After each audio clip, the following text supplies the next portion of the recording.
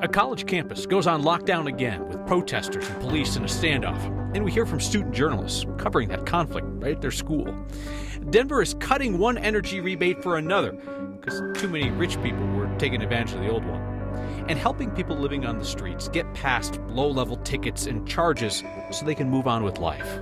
I think that's the biggest step, right? It's just getting here. That's tonight on Next. The Auraria campus just lifted a lockdown within the last few minutes. Pro-Palestinian protesters staged a sit-in at a campus building, and then police moved in. Campus leaders and police did not offer many details about what was going down. They issued an alert saying that police were responding to a trespassing incident at the CU Denver Student Commons at 12th and Larimer. We were able to see protesters carrying Palestinian flags marching around the building, at times banging on the glass. And the Colorado Palestine Coalition says at least 10 protesters were inside having a sit-in. 14 protesters were cited with trespassing last week after a similar sit-in at the MSU Aerospace Engineering and Sciences building. Campus leaders say those students were detained by campus police and the state patrol, but then they were let go shortly after being fingerprinted and cited. We're still working to learn which agencies are on campus responding to protesters. We know that Denver police are there. We've been watching their involvement because Denver police were involved in the very first sweep of the tents at the encampment.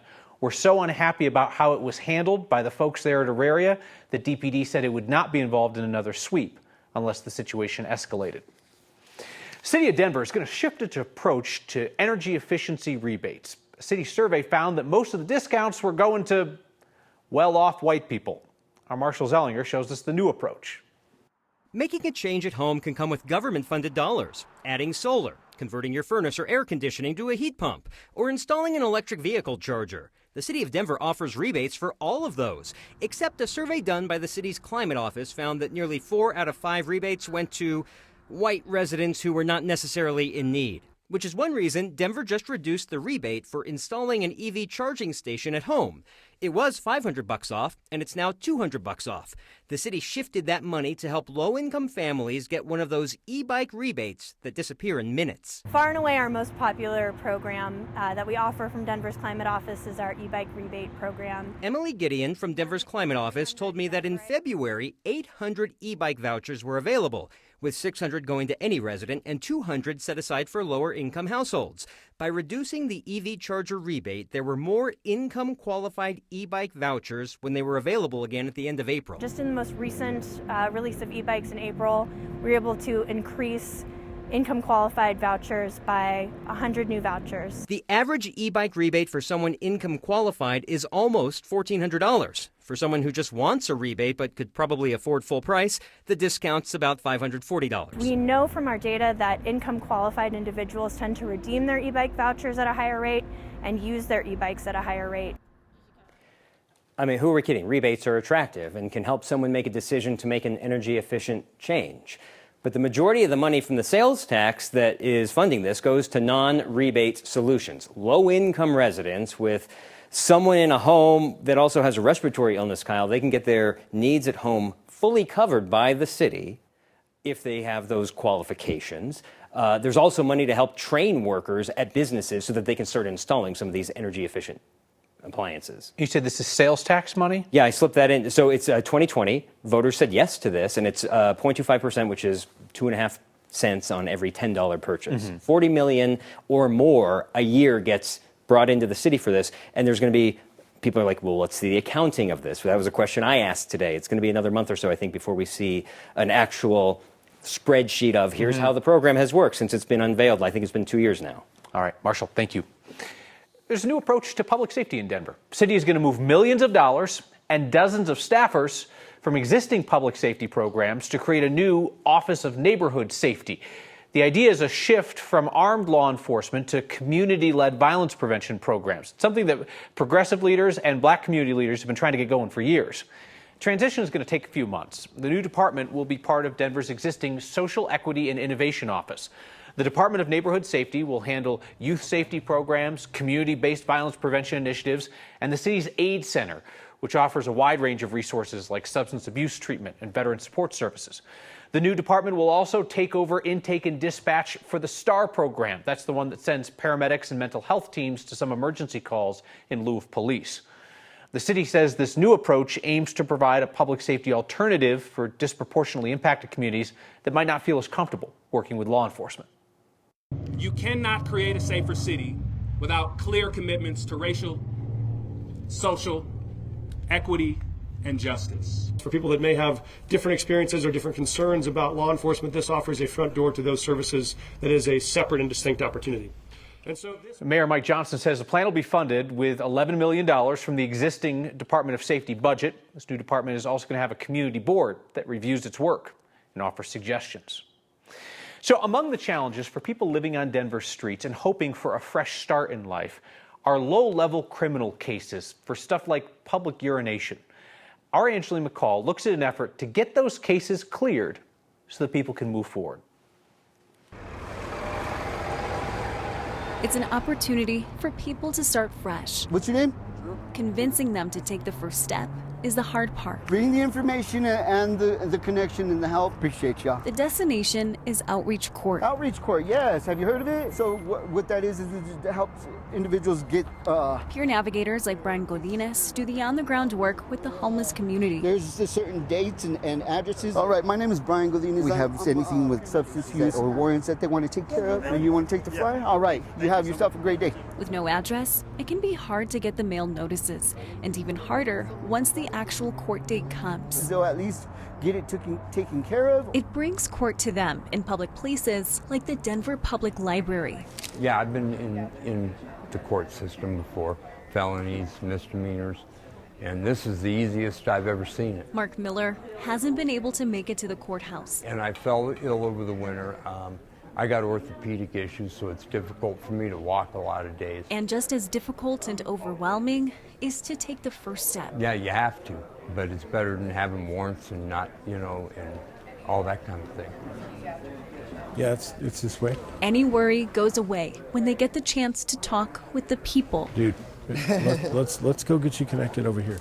People who have been in their shoes before. Yeah, and it's one thing to try to lead somebody to help, but when you can look somebody in the eye and say, look, I've been exactly where you are right now, I got help. Joseph Ellis is a program administrator here at Outreach Court. Today, a man he went through recovery with is someone who walked in the door. Okay.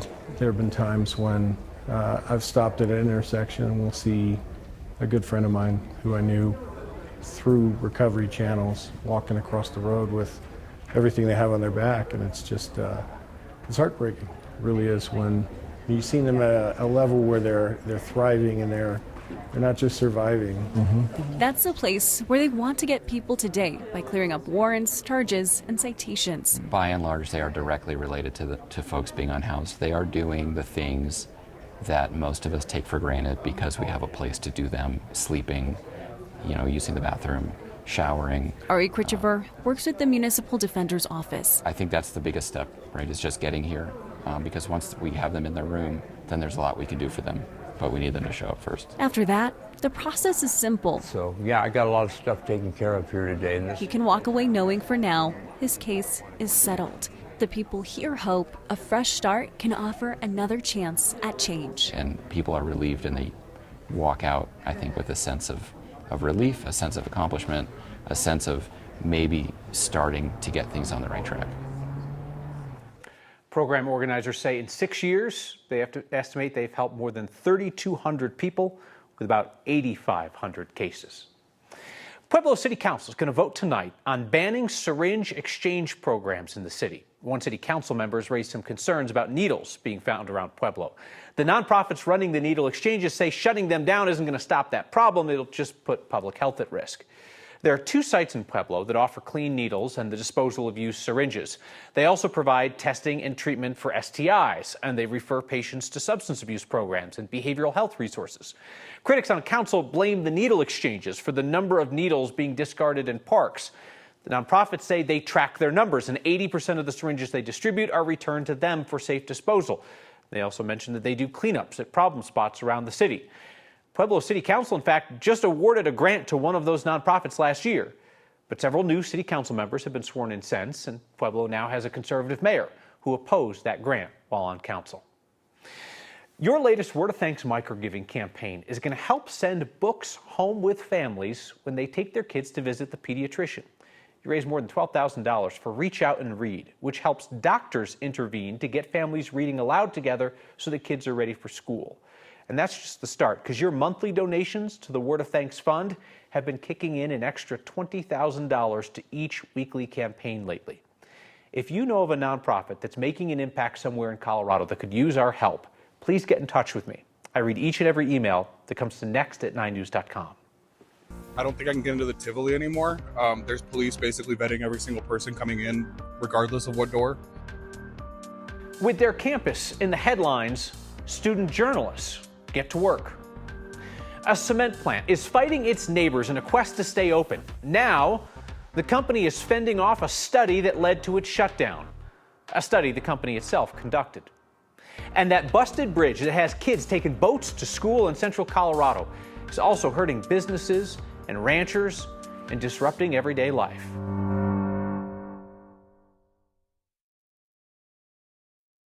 The Cemex concrete plant in Boulder County says that local leaders depended on a misleading traffic study to support a decision to shut down that plant. So who did that study? Well, it was the concrete plant. The owners of that plant along Highway 66 in Lyons are appealing Boulder County's order to terminate operations at the plant. Boulder County's leaders say recent traffic at the plant is a hazard and that the plant expanded without proper approval. The county's decision was based partly on a traffic study that the company and CDOT did in 2022 and 2023. It showed that daily traffic doubled after the county leaders refused to renew a mining permit for nearby land and the plant started trucking in its materials. But late last week, the company told the county the study's too narrow, looked at just a couple of days of traffic. The county's going to review the plant's response before it issued a final decision on whether it must close. And a moment ago, I said concrete instead of cement. Those are two different things. You don't have to email me about it. I've messed that one up before. Kathy Sabin joins us with a look ahead after a rainy weekend. Yeah, pretty nice start to the week, Kyle, with sunshine and 70s today. Tonight, the clouds are rolling in, still dry for the evening drive, but we've been tracking a few snow showers over the higher terrain and a few rain showers along the foothills.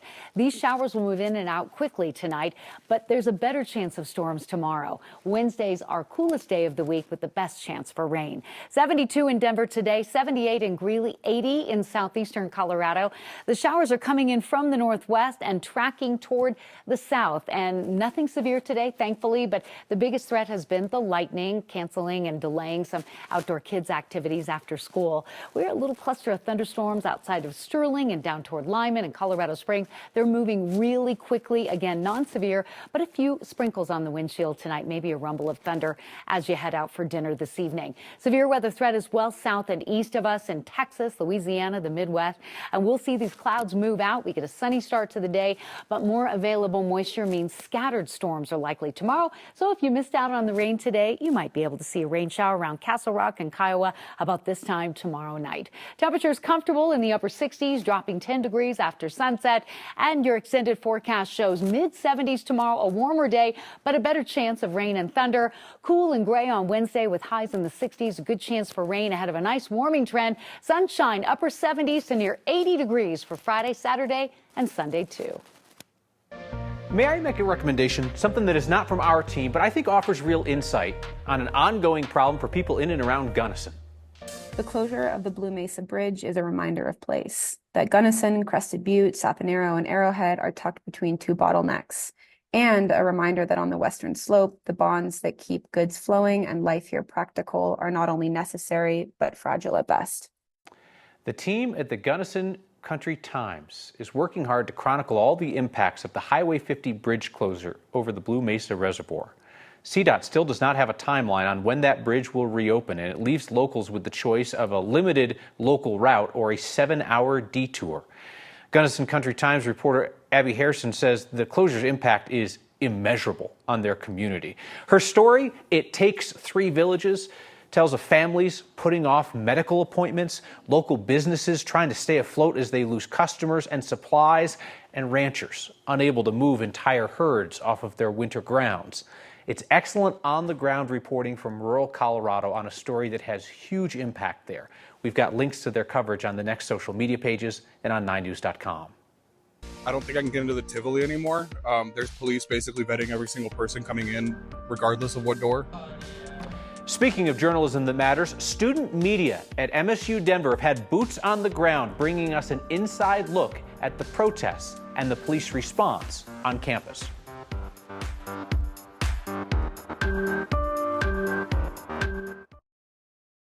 As pro-Palestinian protests have popped up at college campuses across the country, we have seen student journalists put to the test. On Denver's Auraria campus, Met Media stepped up to cover that community that they know best. And I think that's the thing that a lot of people don't think about, is that we're student reporters, but we're also full-time students. The amount of coverage that we got as a newspaper, considering that we don't have all the resources of big publications, we were able to get some really incredible stuff as student reporters, and I think that's a testament to the vigor that we have here at MSU Denver. I don't think I can get into the Tivoli anymore. There's police basically vetting every single person coming in, regardless of what door. I did see some police with zip ties. I've been trying to track down where the meeting is, but I can't find it. I actually had to sneak into the building that day to get coverage, because if something does happen to those students, if somebody gets hurt and there's no press there to report on it, and I have to dig through those reports to track down which police department did what, that information is never going to come back to us. So as student reporters, we have a responsibility and a right to be in this building to protect our communities in a way that's fair and honest. You know, we don't really have on-campus housing, so everyone has jobs on top of, you know, the work that they do on campus in the class, and they have families. And I think that's the most complicated part, is just being able to take a minute. So I think it's been really powerful for us as a team at the Metropolitan newspaper to come together for such a national story in a way that's so close to us, you know, because when we see the protests happening here, they're very similar to although not as extreme, what's happening at other universities. I think that really brought us all together, and it was a really good opportunity to kind of, you know, put the gas to the pedal, you know, as press, because we have to defend each other out there. Luis is one of several Met Media journalists who just graduated while all this was going on, and he says he is in fact planning to pursue a career in journalism. Something tells me that there's feedback tonight about the ugly jacket. That's next.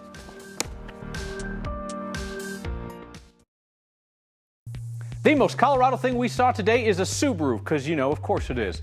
Viewer named Steve spotted this in Fort Collins.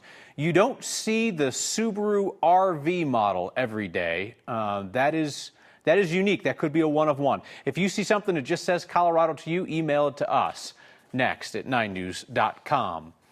Concise feedback from Paul this evening, who writes, "Wow, new bar for ugly. That is an ugly coat."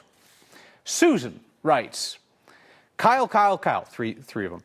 "I have never criticized the apparel of anyone on TV." Here comes Susan's butt. That sounded bad. "But that jacket you're wearing is just too much. If you don't have the heart to get rid of it, at least move it to the back of your closet so you won't be tempted to wear it again." Susan concludes, "Thanks for your consideration." I like that. Michael in Centennial, "Haven't seen a sport coat with elbow patches in a long time. Are elbow patches back in style?" Michael, I have no idea. It should be quite apparent to you that I do not have any kind of a grasp about modern fashion. Ask somebody else. We'll see you next time.